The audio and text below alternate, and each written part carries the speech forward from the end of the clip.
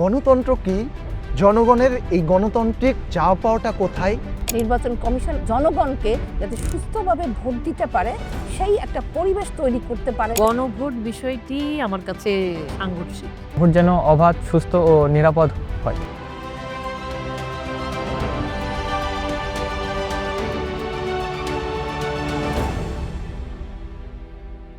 শুভ অপরাহ্ন, আশা করি সবাই ভালো আছেন। আজকে আমরা কথা বলছি গণতন্ত্র নিয়ে।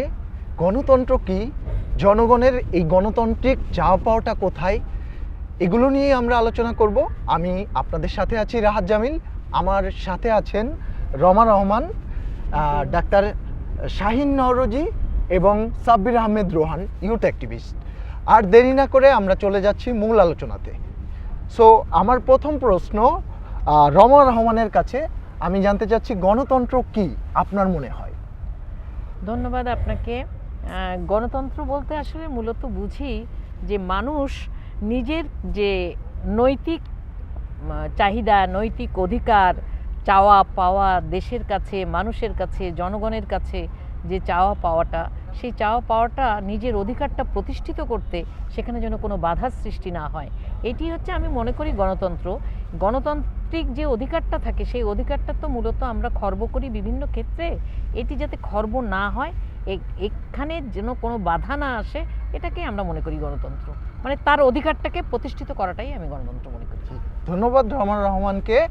আমরা এবার একটু যাচ্ছি ডাক্তার শাহিন নওরোজির কাছে। আমাদের জানেন যে আসন্ন ইলেকশন, নির্বাচন কমিশন যে কাজগুলা করছে বা যে প্রস্তুতিগুলা নিচ্ছে, এই প্রস্তুতিগুলা আপনার কাছে কি মনে হয় যে যথাযথ হচ্ছে কিনা, বা আসন্ন নির্বাচনকে ঘিরে এটা কতটা কার্যকরী হতে পারে? ধন্যবাদ আপনার প্রশ্নের জন্য। আমি যতটুকু সময় পেয়ে যতটুকু দেখতে পারি মিডিয়াতে, যে আসন্ন নির্বাচন কমিশন যেভাবে কাজ করছেন, তাদের যে প্রচেষ্টা, এটা লাগাতার থাকতে হবে। এবং আমরা বিগত দিনে যেটা আমাদের সফল হয়নি, সেই সফলতার দিকে নির্বাচন কমিশন আমাদেরকে, জনগণকে যাতে সুস্থভাবে ভোট দিতে পারে সেই একটা পরিবেশ তৈরি করতে পারে, যাতে সেই জন্য তারা আরও মোটিভেটেড হয়ে আরও বেশি করে কাজ করে যাবেন, এগিয়ে যাবেন ভোটের দিকে, যাতে জনগণ সুস্থভাবে একটা ভোট প্রদান করতে পারে। থ্যাংক ইউ ডাক্তার শাহিন নওরোজিকে। আমি এবার চলে যাচ্ছি ইউথ অ্যাক্টিভিস্ট সাব্বির আহমেদ রোহানের কাছে। রোহান, একটা সুষ্ঠু ইলেকশন পরিচালনা করার জন্য কি কি পদক্ষেপ নেওয়া জরুরি বলে আপনার মনে হয়? আমি সর্বপ্রথম মনে করি যে আইন শৃঙ্খলা তৎপরতা প্রথম অধিকার। তারপর থেকে বিগত 3 বছর তরুণীরা ভোট দিতে পারে নাই, সো দ্যাটস ওয়াই এখন তরুণরা অনেক আগ্রহী আছে যে কিভাবে ভোট হবে এবং সবাই যাতে ভোট দিতে পারে, এইটাই ইনশিওর যেন হয়ে থাকে। Thank you Rohan. আমি এবার চলে যাচ্ছি যে আমাদের মধ্যে আছেন রমা রহমান। এগেইন ফিরে আসছি আপনার কাছে। আপনার কি মনে হয় এবার যে গণভোট হতে যাচ্ছে, এটা কতটা কার্যকর হবে, বা গণভোটের ব্যাপারে আপনার মতামতটা আসলে জানতে চাচ্ছিলাম। ধন্যবাদ আবারও আপনাকে। গণভোট বিষয়টি আমার কাছে মনে হচ্ছে কেন জানি সাংঘর্ষিক এই অর্থে বলছি, আমি যে গণভোটের বিপক্ষে তা কিন্তু না, কিন্তু আমাদের এখানে অপশন এসে গেছে 3 থেকে 4টি, তাই তো? এই 4টি অপশনের ভিতরে আমি কোথায় হ্যাঁ করব, কোথায় না করব, তাই না? আমার তো পছন্দ হতে পারে XYZ, এরকমভাবেও হ্যাঁ হতে পারে, আবার ABC না হতে পারে, তাই না? এখন আমাকে একটা জায়গায় স্বাধীনতা দিতে হবে। কিছুক্ষণ আগে মনে হয় আমি কথা বলেছি গণতন্ত্রের পক্ষে, তা আমার ভিতরে গণতান্ত্রিক অধিকার যদি না দেওয়া হয়, তাহলে পরে আমি জোরপূর্বক কাকে হ্যাঁ করব, কাকে না। আপনি আসলে বলছেন যে 4টা বিষয়ে এবার গণভোট হচ্ছে, সেখানে কিছু অপশন আছে এমন যে আমি 2টার পক্ষে অথবা আমি 2টা মতামতের বিপক্ষে। তো সেক্ষেত্রে আপনাকে দেখা যাচ্ছে হ্যাঁ ভোট দিলে 4টাতেই হ্যাঁ ভোট দিতে হচ্ছে, অথবা না ভোট দিলে 4টাতেই দিতে হচ্ছে, না ভোট। সে কারণে আপনি আসলে দ্বিমত পোষণ করছেন। আমি ওখানে সাংঘর্ষিক হচ্ছে বিধায় আমি দ্বিমত পোষণ করছি। সাংঘর্ষিক হচ্ছে বলে মনে হচ্ছে আপনার কাছে? আর কি, এছাড়া আমার কাছে হতে পারে যদি এটাকে কমিয়ে নিয়ে আসা হয়, কিন্তু কমানোর তো কোনো অপশন নাই। রমা রহমানের কাছে আমার কোশ্চেন এবার হচ্ছে যে খুলনা অঞ্চলের জনগণের দুর্ভোগগুলো কি কি বলে আপনার মনে হয়, এবং এই দুর্ভোগগুলো মোকাবেলা করতে আপনার এলাকার নির্বাচনী প্রার্থীর থেকে আপনার কি কি প্রত্যাশা, এটা যদি একটু বলতেন। আচ্ছা, আমি এখানে তাহলে দুটো কোশ্চেন পেলাম, তাই না? দুটো কোশ্চেন। এটি হচ্ছে খুলনা অঞ্চলের জনগণের দুর্ভোগটা কি, আমি আসলে প্রথমটার উত্তর করি। জি। সেটি হচ্ছে জনগণের দুর্ভোগের সীমা নাই। সীমা নাই এই অর্থে বলবো যে প্রথমত আমরা দেখি যে আমাদের যে হিউম্যান নিডস, যেটা মৌলিক চাহিদা মানুষের, সেটারই অভাব। যেমন খাবারের অভাব, স্বাস্থ্য খাতটা আমাদের একেবারে ভঙ্গুর অবস্থায় আছে, আমাদের রাস্তাঘাটের অবস্থা খুবই খারাপ, মানে খুবই খারাপ বলতে আমাদের চলাচল ব্যবস্থা খুবই খারাপ, আমাদের পানির অবস্থা, নদীর অবস্থা, তারপরে আমরা ছোটবেলায় যেটা দেখেছি সেটি হচ্ছে পুকুর দেখেছি, আমরা এখন পুকুর দেখি না, চারিদিকে দালান কোঠা উঠে গাছগাছালি সবুজায়নটা আমাদের নাই, আমরা পাখি দেখি না, আমরা প্রকৃতি দেখতে পাই না, আমরা আকাশ দেখতে পাই না, শুধু বাড়ি বাড়ি বাড়ি এরকম দেখি, দালান কোঠার শহর হয়ে গেছে। এখন এই যে খুলনা অঞ্চলের দুর্ভোগের ক্ষেত্রে আমি প্রথমে একটু ব্যাখ্যা করি, সেটি হচ্ছে পানি নিয়ে যদি আমরা কথা বলি, সেখানে আমি বলতে পারি আমাদের এখানে কিন্তু চিংড়ি চাষটা হয়। কি কারণে হয়? লবণ পানির কারণে। তো লবণ পানির কারণে আমরা কিন্তু চিংড়ির প্রতি এতটা আকর্ষণ হয়েছে, কারণ আমাদের আমদানি রপ্তানিতে একটা বিশাল ব্যবসা এখানে। এই ব্যবসা করতে যে আমাদের এই এলাকার মানুষজন অনেক ক্ষতিগ্রস্ত হচ্ছে, তারা কিন্তু খেতে পারে না, চিংড়ি ব্যবসা করছে। অথচ আমাদের এখানে কিন্তু গাছগাছালি নষ্ট হয়ে যাচ্ছে, আমাদের এখানে ধান হচ্ছে না ভালো করে। এখানে আপনি হয়তো কোশ্চেন করতে পারেন যে কেন হচ্ছে না, কারণ ওখানে নোনা পানি আর মিষ্টি পানির একটা ব্যাপার আছে। চিংড়ি চাষটা মূলত হয় নোনা পানিতে, কিন্তু আমরা তো মিষ্টি পানি না হলে আমরা ফল ফলাদিও করতে পারবো না। দেখেন এবছর কত তরমুজ নষ্ট হয়ে গেছে, তরমুজ হতে পারেনি। কি কারণে হতে পারেনি? ওখানে কিন্তু নোনা পানিটা ঢুকে গেছে। এই যে বিরাট সমস্যা, স্বাস্থ্য খাতের যে বিরাট ঝুঁকি, তারপরে সামাজিক যে নিরাপত্তা মানে সোশ্যাল সিকিউরিটিটা আমরা এখানে পাই না, আমরা রাস্তাঘাটে ঠিকমতো চলাচল করতে পারি না, মেয়েরা তো নয়ই, ছেলেরাও। তারপরে স্কুল কলেজের যে ব্যবস্থা আছে, মানে কোনটা ছেড়ে কোনটা বলবো, আমাদের এখানে কোচিং বাণিজ্য যেটা চলছে, শিক্ষা খাতের যে বাণিজ্যগুলো চলছে, এই যে বাণিজ্য, সব বাণিজ্য বন্ধ করতে গেলে পরে আপনি যখন বলেছেন যে খুলনা অঞ্চলের সমস্যাগুলো কি কি, এখন এই সমস্যাগুলো একে একে আলোচনা করতে গেলে পরে তখন দেখা যাচ্ছে আসলে আমি এক কথায় উত্তর দিতে পারি, সেটা হচ্ছে খুলনা অঞ্চল না, আমাদের দেশটি সমস্যায় ভরপুর। খুলনা তো বটেই, বিভিন্ন ক্ষেত্রে এবং সর্বক্ষেত্রে সমস্যা। Thank you. আমরা এবার ফিরে যাচ্ছি ইউথ অ্যাক্টিভিস্ট সাবির আহমেদ রোহানের কাছে। রোহানের কাছে আমার জানতে চাওয়া যে খুলনা বিভাগের কয়েকটা জেলা আছে, আমরা জানি যে এটা দুর্যোগ ঝুঁকিপূর্ণ জেলা বলে থাকি আমরা, খুলনা, বাগেরহাট এবং সাতক্ষীরা। তো এই এলাকাগুলোতে কি পর্যাপ্ত শিক্ষা ব্যবস্থার সুযোগ সুবিধা আছে কিনা, এবং এই মেধা বিকাশের ক্ষেত্রে আপনার কি মতামত যে এইগুলো আরো কিভাবে উন্নত হতে পারে? সত্যি করে বলতে গেলে খুলনা শহরের দিকে মানসম্মত স্কুল কলেজ এবং বিশ্ববিদ্যালয় থাকা সত্ত্বেও গ্রাম বা উপকূলীয় অঞ্চল যেমন সাতক্ষীরা, বাগেরহাট, দাকোপ, এসব জায়গায় উন্নত মানের শিক্ষা ব্যবস্থা নেই তুলনামূলক। ওখানে যতটুকুই শিক্ষা ব্যবস্থা আছে অতটুকুই পর্যন্ত সীমাবদ্ধতা, এর বাইরেও যে আরও কিছু শিক্ষা আছে ওখানে সেই রকম সুযোগ সুবিধা নেই। কিন্তু এখন আপাতত সরকার এবং কিছু বেসরকারি প্রতিষ্ঠান ধীরে ধীরে সেই সুযোগ সুবিধা বাড়ানোর চেষ্টা করছে, কিন্তু স্বাভাবিকভাবে বলা যায় যে সবার জন্য যথেষ্ট নয়। এবার আমি চলে যাচ্ছি ডাক্তার শাহিন নওরোজির কাছে। শাহিন নওরোজির কাছে আমি জানতে চাইবো যে আপনি একজন চিকিৎসক, আপনি খুলনা এলাকার জনগণের দুর্ভোগ বলে কোন কোন জায়গাগুলো মনে করেন, এবং সেটাতে আপনার নির্বাচনী প্রতিনিধির কাছে কি কি প্রত্যাশা?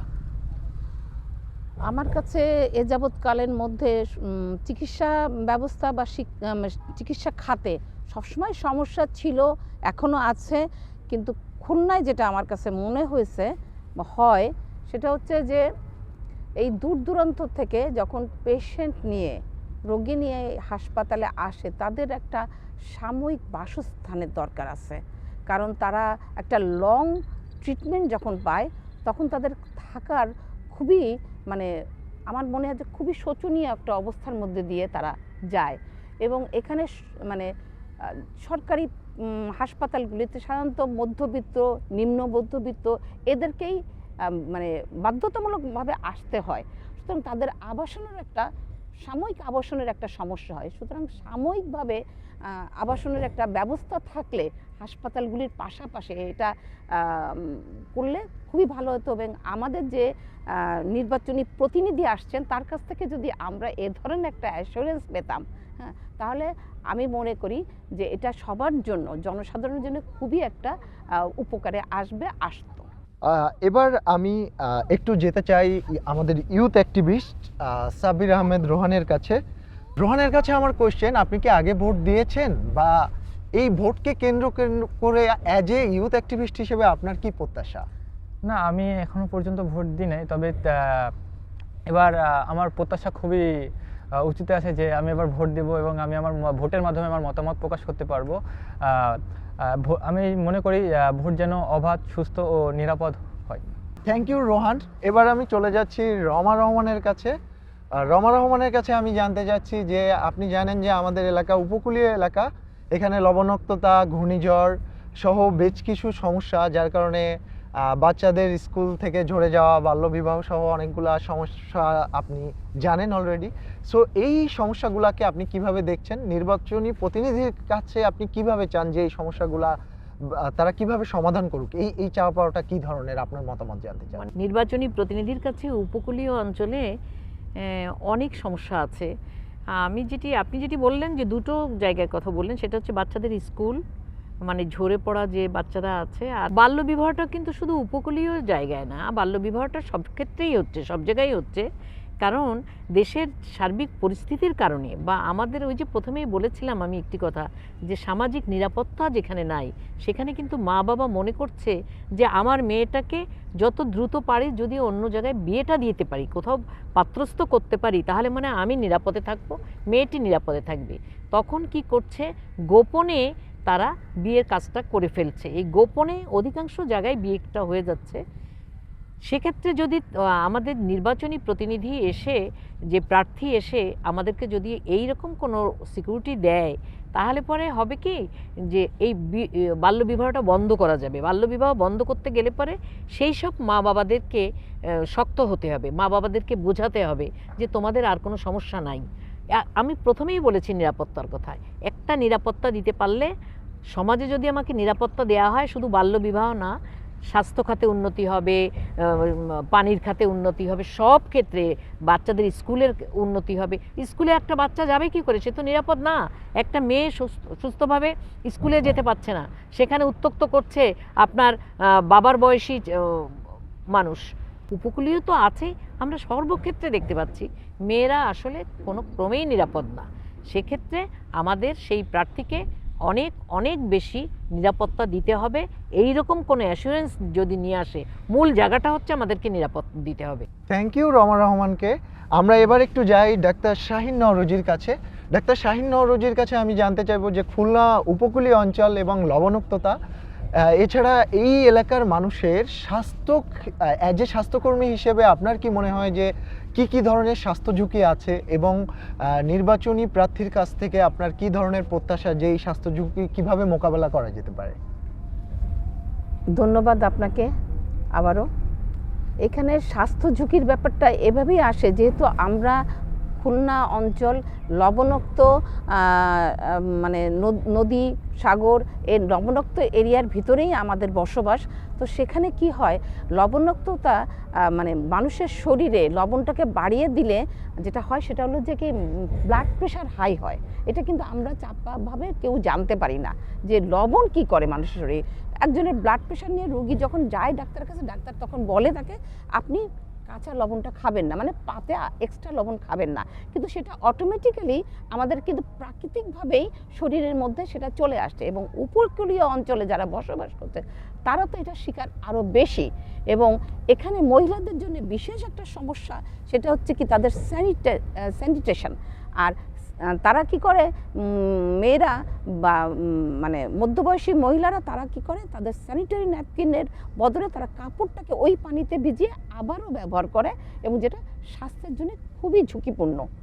সেই ক্ষেত্রে আমরা বলবো যে আমাদের স্বাস্থ্য খাতে যদি এই জিনিসটার প্রতি নজর দেওয়া হয়, উপকূলীয় অঞ্চলে বিশেষ করে, যে স্যানিটেশন ব্যবস্থা আরও উন্নত করার দরকার আছে। প্লাস মানে এই সচেতনতা মানে জনগণের মধ্যে বৃদ্ধি করার ব্যাপারটা আমাদের আগামী প্রতিনিধির মাধ্যমে যদি সবার কাছে আমরা পৌঁছাতে পারি, তাহলে আমাদের আরও এই সেক্টরটায় মানে এই দিকটায় উন্নতি হওয়ার পসিবিলিটি আরও বেড়ে যাবে। আমরা একটা সুন্দর জীবন মানে লিড করতে পারবো, ধারণ করতে পারবো। ধন্যবাদ আপনাকে। থ্যাংক ইউ ডাক্তার শাহিন নওরোজিকে। এবার আমরা একটু যেতে চাই সাব্বির আহমেদ রোহানের কাছে।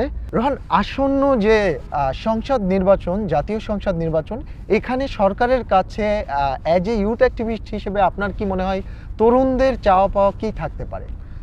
আমরা আগে যেটা দেখেছি, তরুণদের মতামত সেভাবে গ্রহণ করা হতো না, তাদেরকে পিছিয়ে পিছিয়ে রাখতো। কিন্তু আমি বলবো যে দেশের একটি চালিকা শক্তি হচ্ছে তরুণ। তো এবার আমি আসন্ন এই নির্বাচনের মাধ্যমে প্রত্যাশা করছি যে যাতে এবারে সরকার তরুণদের মতামত গ্রহণ করে এবং পরিকল্পনা করে তাদেরকে নিয়ে।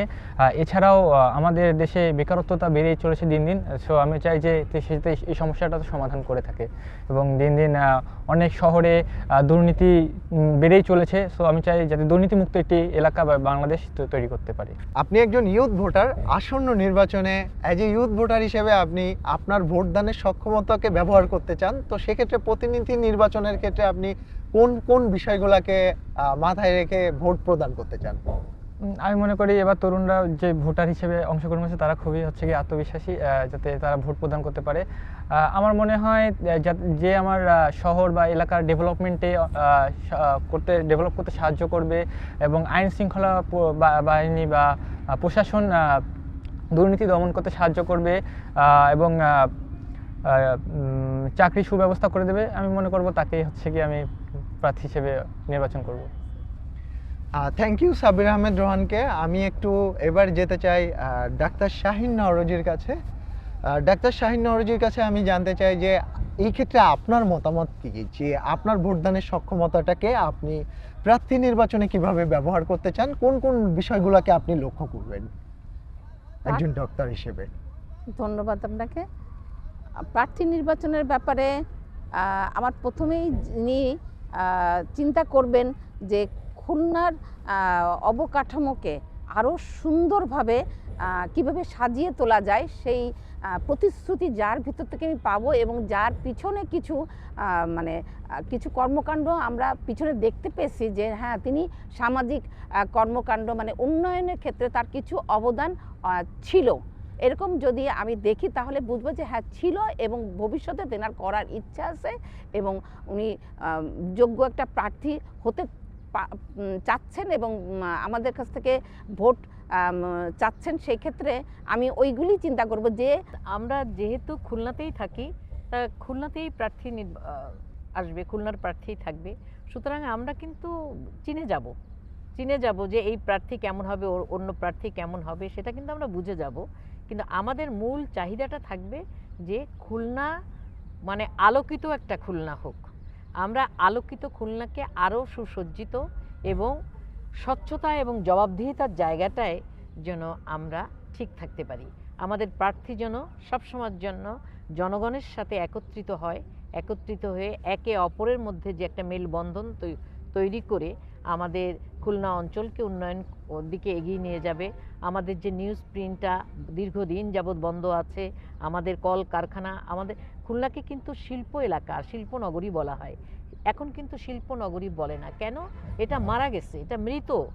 এই মৃত শিল্পনগরীকে যেন আরও উন্নয়নের দিকে নিয়ে এসে শিল্প কল কারখানার উন্নয়ন করবে, উপকূলীয় অঞ্চলগুলোকে উন্নয়ন করবে, খুলনাকে আরও আলোকিত করবে। এরকমই একজন প্রার্থী যদি আমাদের সামনে চলে আসেন, আমরা ইতিমধ্যেই লক্ষ্য করছি তেমনই প্রার্থীকে আমরা ভোট দেব এবং সামনে নিয়ে যাব। এরকম একটা প্রার্থী আশা করি। আমরা জানি যে আপনি একজন teacher, so as a teacher হিসেবে ভবিষ্যতে কেমন বাংলাদেশ দেখতে চান? আলোকিত বাংলাদেশ চাই। আমরা তো চাই আলোকিত বাংলাদেশ। আমরা সেই যে গান গাই, আমার সোনার বাংলা আমি তোমায় ভালোবাসি, আমরা চাই এই আমার সোনার বাংলা আমি তোমায় ভালোবাসি এখানে যেন কোনো বাইরে থেকে কোনো, ওই যে বলে না একটা কবিতায় আছে যে জাতির পতাকা খামছে ধরেছে সেই পুরনো শকুন। সুতরাং আমরা কিন্তু সেই আলোকিত বাংলাদেশ চাই, এখানে যেন বাইরের কোনো ছায়া, কালো ছায়া যেন আমাদের দেশকে আর যেন কলুষিত করতে না পারে। আমরা সুন্দর বাংলাদেশ চাই। আমি আবারও বলবো, আমার সোনার বাংলা আমি তোমায় ভালোবাসি। সুন্দর বাংলাদেশ হোক, সুন্দর করে আমরা বাঁচতে চাই, আমাদের শিশুরা সুন্দর প্রকৃতির মাঝে, সবুজের মাঝে বড় হোক, এমনই একটি বাংলাদেশ চাই। ডাক্তার শাহিন নওরোজির কাছে অ্যাজ এ চিকিৎসক হিসেবে আপনিও আমাকে বলেন যে আগামীতে কেমন বাংলাদেশ দেখতে চান? আমি তো ডাক্তার, সেক্ষেত্রে আমি চাইবো যে চিকিৎসায় যেন কেউ কোনো নালিশ আর না করে, অন্ততপক্ষে ভালো একটা চিকিৎসা পায়, মানে সে তার অসুস্থতা থেকে উত্তরণ করে সুস্থ একটা মানুষ ঘরে ফিরে যাক, এবং এইভাবে প্রতিটা যেন মানুষই পায়। মৃত্যু অনিবার্য, এটা আমরা জানি, তারপরেও চাই যে সে একটা সুস্থতা নিয়ে যেন বাসায় ফিরে যেতে পারে, এবং তার জন্য কোনো অভিযোগ না থাকে যে চিকিৎসা খাত আমাদের দুর্বল। আমরা একটা সুস্থ সবল চিকিৎসা খাত চাই। ধন্যবাদ। ধন্যবাদ ডাক্তার শাহিন নওরোজিকে। আমরা এবার চলে যাচ্ছি সাব্বির আহমেদ রোহানের কাছে। রোহান, আপনি তো একজন ইয়াং ভোটার, একজন youth activist, so as a energetic youth activist হিসেবে আপনার কাছ থেকে জানতে চাইবো আপনি ইন ফিউচারে বা ভবিষ্যতে কেমন বাংলাদেশ দেখতে চান? তরুণ হিসেবে আমি বলতে চাই, এখনকার তরুণরা দেশে বাইরে চলে যেতে চাই, ইউরোপ, আমেরিকা, কারণ ওখানে উন্নত সব কিছু জিনিস। আমিও চাই যাতে আমারও দেশ ইউরোপ, আমেরিকার মতো উন্নত হয় দিন দিন, আর যাতে সবাই দেশের প্রতি ভালোবাসার টানে এখানেই থেকে যায়। থ্যাংক ইউ সাব্বির আহমেদ রোহানকে। ধন্যবাদ সকলকে। সব মিলিয়ে সকলেরই একটাই প্রত্যাশা, আমরা যেতে চাই একটা নিরাপদ বাংলাদেশে, এবং জনগণের অধিকার যেন তারা নিশ্চিতভাবে বুঝে পায়। উপকূলীয় অঞ্চলের মানুষের যে সমস্যাগুলো আছে, আগামী নির্বাচনের যারা প্রার্থী আছেন তাদের থেকে এটা আমরা নিশ্চিত হতে চাই। সেই প্রত্যাশায় আজ এখানেই শেষ করছি। ধন্যবাদ সকলকে।